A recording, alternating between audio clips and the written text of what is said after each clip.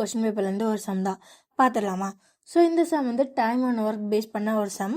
So இங்கே பாபுன்னு ஒருத்தர் இருக்கார். அவர் ஒரு சாரியை வீவ் பண்ணுறதுக்கு, அதாவது நெய்யறதுக்கு 24 நாள் ஆகுமா. அதே இது ரமேஷ் வந்து ட்வைஸ் இஸ் குட் அஸ் பாபுவோட 2 மடங்கு குட்டாக எல்லாத்தையும் பண்ணுவாராம். ஓகே, அப்போ 2 மடங்கு குட்னா பாதி டைமில் நம்மளால் அதை முடிச்சிட முடியும். ஸோ கொஷின் என்னென்னா, இப்போ இவங்க 2 பேரும் சேர்ந்து வேலை பார்த்தாங்கன்னா இதே சாரியை எத்தனை நாளில் நெஞ்சு முடிப்பாங்கன்னு பார்த்துலாமா. இப்போது பாபு ஒரு சேலையை 24 நாளில் செய்கிறாரு. அப்போது ரமேஷ் வந்து இவரோட ட்வைஸ் இல்லையா, ட்வைஸ் குட்டாக இருக்கார். ஸோ இவர் பண்ணுறதை விட பாதி மடங்கு டைமில் இவர் முடிச்சிருவார். ஸோ 12 டேஸில் முடிச்சிருவார். இதை எஃபிஷியன்சியில் மாற்றினீங்கன்னா 1/24, இவரை எஃபிஷியன்சியில் மாற்றினீங்கன்னா 1/12. ஓகே, ஸோ இப்போது இவங்க 2 பேரும் சேர்ந்து வேலை பார்க்க போகிறாங்க. யார்? பாபுவும் ரமேஷும்.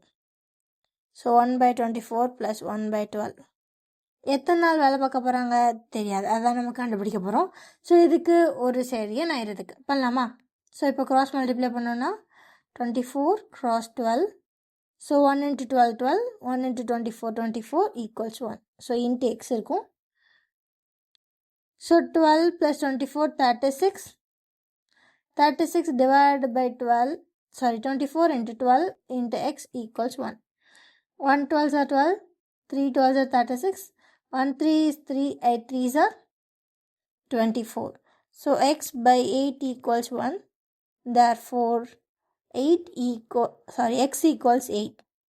ஸோ அப்போ அவங்க 2 பேரும் சேர்ந்து 8 நாளில் இந்த வேலையை முடிச்சிருவாங்க. 8 days. ஆப்ஷன் சி தான் ஆன்சர். ஓகேவா.